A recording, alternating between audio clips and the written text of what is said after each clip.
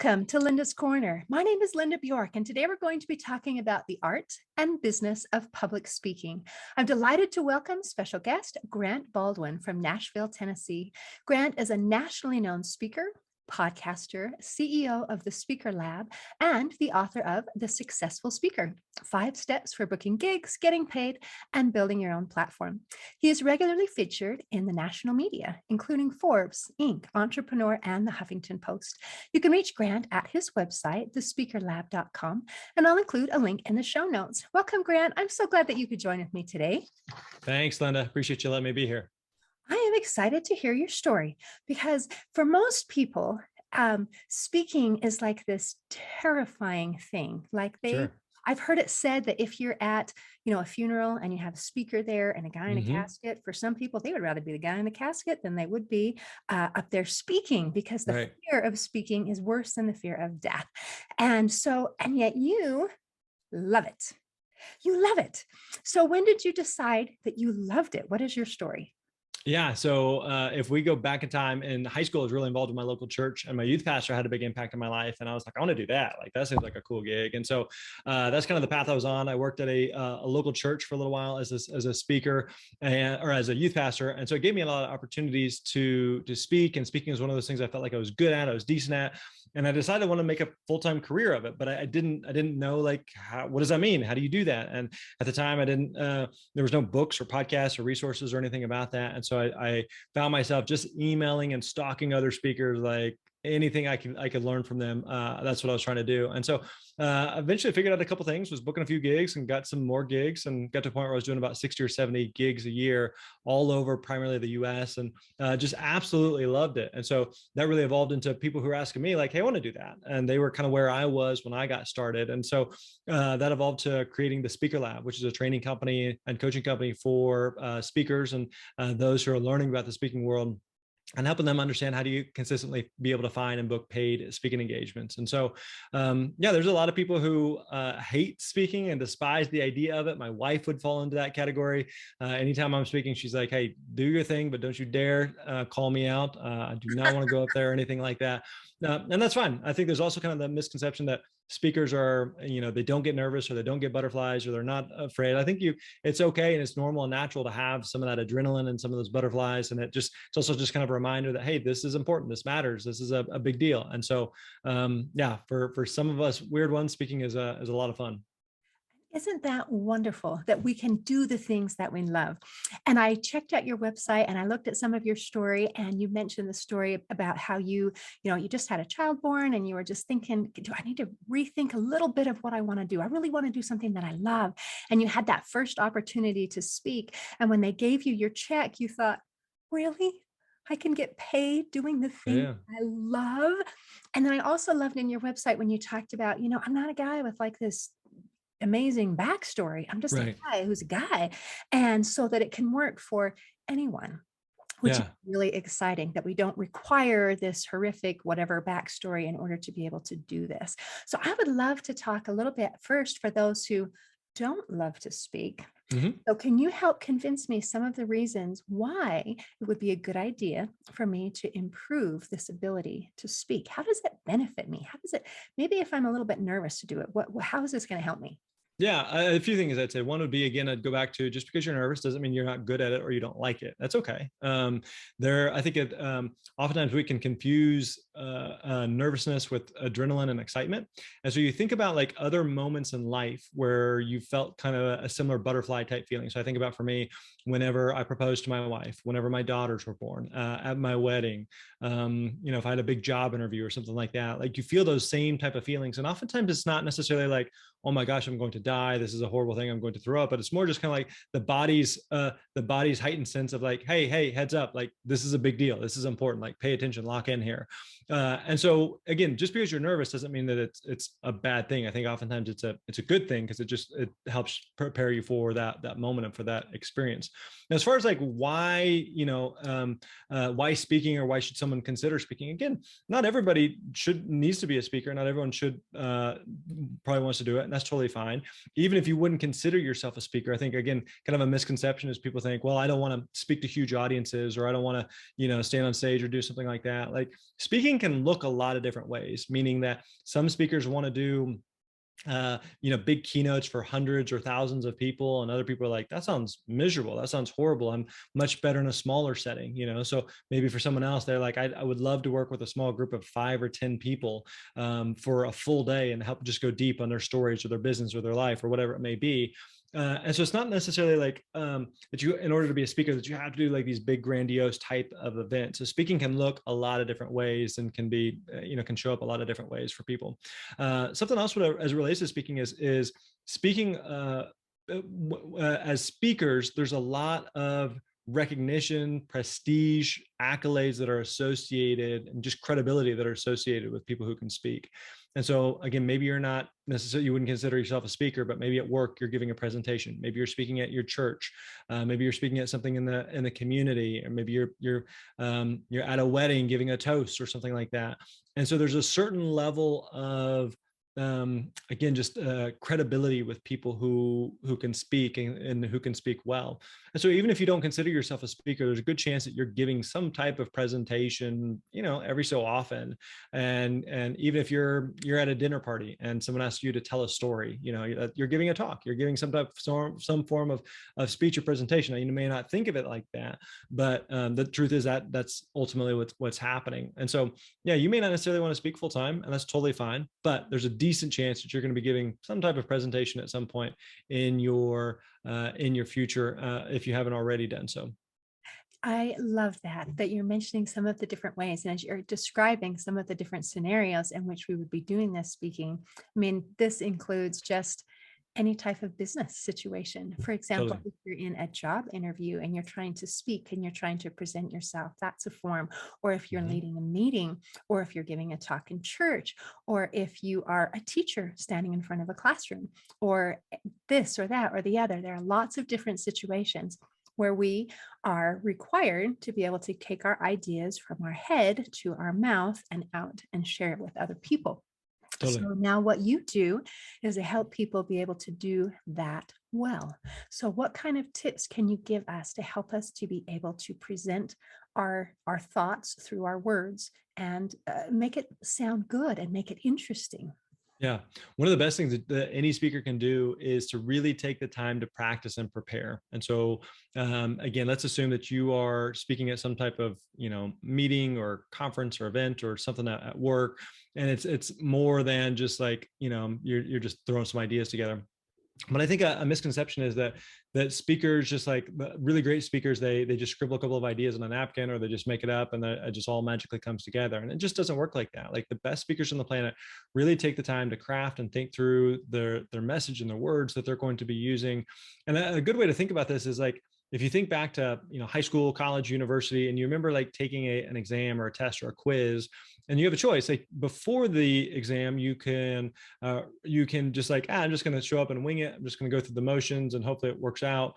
And so you're going to show up. You're probably going to be nervous and uncomfortable because like, I don't know this stuff. I'm not ready for this. Versus like, okay, I'm really going to go through my notes. I'm going to go through the study questions. I'm going to go through the examples and the guide and sample practice tests, and I'm just going to really do my part to be ready for this test. You're going to show up and you're probably still going to feel a little bit nervous and a few butterflies, but you're also going to feel a level of confidence knowing like, no, I got this. Like, I've done the work, I've done the preparation. It may not be perfect, but at least I've shown up prepared. And I think that's one of the best things that any speaker at any level can do, is really take the time to practice and be prepared for a presentation versus just kind of winging it. Another thing I think any speaker can do is to tell a lot of stories. Stories are always memorable, they're relatable, they are, for a speaker, they're a lot easier to remember versus trying to just give a whole bunch of data or points. And so stories are very, very powerful for speakers. And I think actually using a lot more first person stories. So, it's one thing for me to say, hey, let me tell you about this, random anecdote story. It's another thing to say, hey, here's something that, happened with one of my daughters or with my wife, or something that happened in my business, or something that I experienced. And so like when I speak, I tell a story about my first car. I tell a story about skydiving. I tell a story about going to Disney with one of my daughters. And just like these, like like human stories, because as a speaker, you are one human talking to a collection of other humans. And so the more that you're just kind of humanizing yourself, it's easier to relate to and connect with the audience. So those are two quick things just that would come to mind, would be making sure that you're well prepared and making sure that you're telling a lot of stories. And that creates such a win-win situation when you're talking about the stories and how it makes it interesting for the listener and easier to remember for the speaker. And so I think that that's beautiful. And you talked about the difference between that versus just giving a lot of statistics, which for many people would just put them to sleep. And Yeah. so to create something that is interesting and engaging and informative, having good quality content, I don't think that can be overemphasized. Because if I want someone to listen to me, it's a really good idea to have something worth saying. Yeah. Yep. Absolutely. And whenever it comes to stories, like a good line I like to use is like as a transitional statement, just going into a story, is just to say, let me tell you a story. And when someone hears, let me tell you a story, people are immediately intrigued and interested. We lean in. And now we may be thinking like, it's a story. I don't know if this is funny. Is it sad? Is it depressing? Is it motivational? Is it heartbreaking? Is it funny? I have zero clue, but it's a story. And so I'm in. And so using that, again, just starts to engage with an audience that helps them to lean in like, oh, here we go, story time, let's gather around. And so stories, again, are just really, really powerful and effective for speakers. Isn't that wonderful? And now I'm going to go back to that little thought that you said earlier that uh, it's like, I'm just a guy. I don't have this Yeah. amazing, crazy backstory. And yet we all have stories. We have stories. And whether we may not think that they're super amazing and, I didn't go to the moon last week or whatever that might be, Yep. the stories that we have are most likely relatable and creates that human element. It might be a good idea to kind of think about some of the stories and experiences that we've had and maybe write some down and think about what kind of situations could this apply in. Is that something that you tell the people that you're working with? Yeah, and so you're exactly right that I think a misconception is that, okay, I would love to be a speaker, but I don't have some crazy story. I haven't overcome cancer. I haven't walked on the moon. I haven't won a gold medal. I haven't, whatever. I think about, for me, for example, I'm a white male from the Midwest who's had a normal middle class family in life. Like, it's just like there's nothing on paper where you would hear my story and be like, oh, okay, well, yeah, of course that guy should be a speaker. Totally, that's a crazy story. I'll give you an example. When I got started, there was a friend of mine I met, and he had cancer as a child, ended up having a leg amputated, and went on to become a one-legged downhill skier in the Paralympics. And so I hear this and I'm just like, I can't compete with that. Like, again, I'm just a normal dude. How am I going to compete with this guy's crazy story? But one thing that's important to remember is, as speakers, again, you don't have to have some type of crazy story or situation that's happened to you. As speakers, we are in the business of solving problems. And so it doesn't matter necessarily what your story is, but can you solve a specific problem for that audience? And it could be something, personal or professional. It could be any number of things. But as speakers, that's the business that we're in. And you want to be able to solve one specific problem for one specific audience. One specific problem for one specific audience. And so that is doable because it doesn't mean I need to solve all of the problems Totally. or everyone's problems, just Yeah. one Yeah. for Let me, a particular audience. exactly. And let me dig into that a little bit more. And so for people who may be listening going like, hey, I'd love to be a speaker. So what do I need to do? There's two questions you want to answer. One is, who do you speak to? And number two is, what problem do you solve? And the point being is, like, you don't want to try to do all things for all people, because oftentimes whenever it comes to who do you speak to, the default is kind of like, I don't know. I speak to people. I speak to humans. My message is for everybody, right? But if it's for everybody, it's really for nobody. And if I were to ask you, like, what do you speak about? You're like, I don't know. What do you want me to speak about? I can speak about business or marriage or family or faith or, hobbies or, like travel, like on and on the list goes. And you become this, like, I'm for everybody and I'm for nobody. And so a good example and analogy I like to use is you want to be the steakhouse and not the buffet. Meaning, like, if you're going out to eat and you're looking for a good steak, like, you have a choice. You could go to a buffet where steak is one of 100 things that they offer and they're all mediocre, or you could go to a steakhouse where they do one thing, but they do that one thing really, really, really well. They don't do tacos, they don't do lasagna, they don't do seafood, they do steak. and that's it, right? And it's counterintuitive because we think, yeah, but what about all these other things that you could speak about, or all these other food dishes that you could make? Like, no, no. Or a steakhouse. We do this one specific thing. We solve this one specific problem for this one specific audience. And so again, it's counterintuitive, but the more specific, the more narrow, the more focused you are, the easier it is to try to attract the right type of gigs versus trying to be everything for everybody. Ooh, and it's pretty challenging trying to be everything for everybody. So Yeah. again, narrowing it down, that's very helpful. Let me give you All one right. other example here. So let's imagine that, God forbid, you needed to have brain surgery. Okay. And so you have a choice. You could go to your local family medical doctor. They are a doctor. They went to medical school. They may have performed some surgeries before. They know more about the brain than you or I do. But if they've never done brain surgery, I don't know if I'm comfortable with them cutting me open to dig into my brain. And they're kind of like, I don't know, I'll figure it out. Versus a brain surgeon who day in and day out, this is all that they do. If you have a bad cough, they're not going to be much good for you. If you have a broken arm, they can't help you. If you have COVID, there's nothing they can do. But if you have a brain issue, that's who you want to go see. Again, we all understand that, but we think for some reason, whenever it comes to us as speakers, like, yeah, but I can speak on all these different things. Even if you could, it doesn't mean that you should. And so narrowing it down and say, no, no, this is who I speak to, and this is the problem that I help solve for that audience. That is amazing. That seems simple and yet challenging to be able to Very. focus on what it is that you want to specifically speak on and who that audience is, because it's easier to go to the default and say, I speak to everyone. Mm-hmm. Yeah, because it's not bad, and that like because we're coming from a place of just we want to help people, and as speakers, you look for as many opportunities to speak and help as many people as you can. That's totally normal. That's totally natural. But again, if you're going to treat this as a business of I want to consistently get booked and I want to consistently get paid, then you have to think about it a little bit differently versus like I can do anything and everything that anybody would ever want me to do. Okay. And I think that's an important distinction. You've taken it from just the ability to speak, which before we talked about the ability to speak and to be able to present well has a very broad application, Sure. whether it be in a one-on-one conversation, whether I'm Yep. doing a presentation, or whether I'm teaching a classroom or a job interview or whatever. And now you're taking it to, okay, now if you want to make this as a business, Right. this is what you need in order to be successful. So work on those personal skills, including telling stories and making it interesting.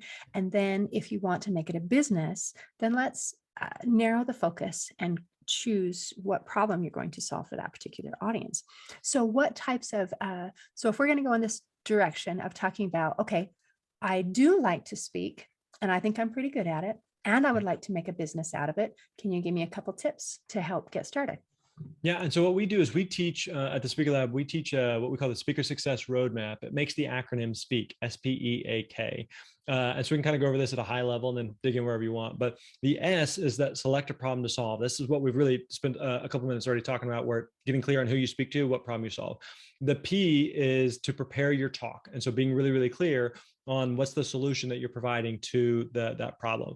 The E is to establish yourself as the expert. And so there's two key marketing tools that every speaker needs. You need a website and a demo video. And so in this day and age, if you don't have a website, like you don't exist. People aren't going to take you seriously. And a demo video is important because it helps to remove some of the risk in terms of hiring you. And what I mean by that is whenever a event planner or decision maker is hiring a speaker, they are taking a risk. Whenever you put someone up on stage in front of your audience or your boss or anything like that, and you give them a microphone, you're like, man, I hope they're good. I hope they do a good job. I hope they don't embarrass me. I hope they don't say something inappropriate. I hope they deliver for us, right?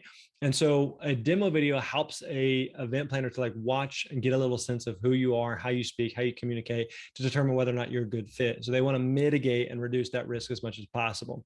The next part is acquire paid speaking gigs. And so oftentimes the mistake that speakers make is you just say, I just want to speak. And who do I speak to? I speak to anybody and everybody. And I just sit back and I wait for the phone to ring. But what you want to do is you want to be more proactive in reaching out to event planners and having a system and structure in place and a plan in place for being able to consistently book gigs. And then the last part of the process is K, is know when to scale. Meaning a lot of people who are interested in speaking are also interested in writing a book or coaching or consulting or maybe doing a podcast or doing a YouTube channel. And so you can do all the things, things, but you can't do all the things at once. Something's going to come first, something's going to come last. And so you got to determine how speaking kind of fits into what it is that you're wanting to accomplish. And so again, that's kind of the high level overview of the Speak framework that we teach our students. Brilliant. That's brilliant. And how long is a demo video typically?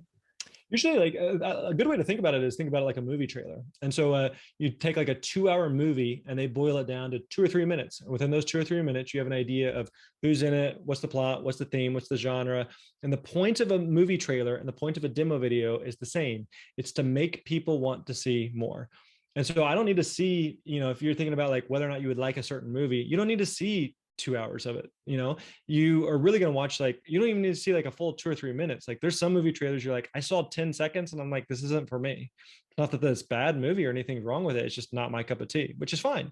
And so the same thing is true for a demo video. Is if an event planner is considering hiring you, and they're probably looking at you and 2 or 3 or 4 other speakers. And so they don't have time to watch 4 or 5 60-minute videos to determine whether or not you're a good speaker. They just need to see a couple of minutes. And so you're taking that highlight reel and boiling it down into that 2 or 3 minute highlight reel to give people like a sense of this is how you speak, this is how you communicate. Love it. Grant, is there anything that you want to make sure that we cover before we close today? Yeah, anybody listening to this probably listens to other podcasts or checks out other shows. So if this is interesting and intriguing to you, you want to go deeper on the speaking topic, I definitely encourage you to check out the Speaker Lab podcast. And so we've got nearly 400 episodes there on all different subjects, topics related to speaking. Also, definitely check out the book, The Successful Speaker, like you mentioned, Linda, 5 steps for booking gigs, getting paid, and building your platform. And so that Speak framework that we covered, we go way in depth in that. And so, yeah, those are the 2 best resources. And if there's anything I can do to help support people who are building their speaking business and want to share a message with the world, I'm happy to help however I can. Thank you, Grant. And thank you for visiting with me today. You bet. Thank you. In closing, I'd like to share a quote by Ralph Waldo Emerson. He said, "Speech is power. Speech is to persuade, to convert, to compel. Today, I invite you to increase your power by improving your ability to speak." See you next time on Linda's Corner. Thanks for listening. If you enjoyed this episode of Linda's Corner, please share and subscribe to help us reach new listeners. I also invite you to check out my nonprofit, Hope for Healing, at the website hopeforhealingfoundation.org for free ebooks, free audiobooks, and other free resources to help increase happiness, build confidence and self-esteem, strengthen relationships, manage stress, and calm feelings of depression and anxiety. I also invite you to grab a copy of one of my books, like Crushed, A Journey Through Depression, or Amazon bestseller, You Got This, an action plan to calm fear, anxiety, worry, and stress. See you next time on Linda's Corner.